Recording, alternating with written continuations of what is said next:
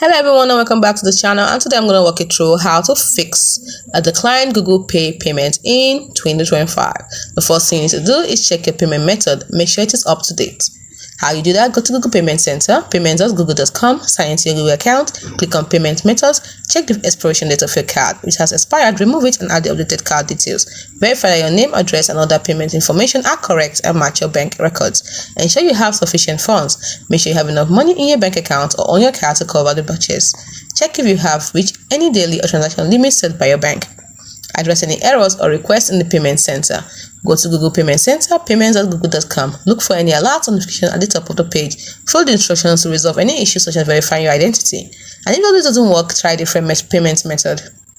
That's right, that you have links to your Google Pay account. You can add a new payment method in the Google Payment Center. Next, if all this still fails, check your network connection. If you continue to experience issues after trying these steps, the problem might be with your bank or card issuer. In that case, you should contact them directly to inquire about the reason for the decline. Thanks for watching. See you in the next video. Bye for now.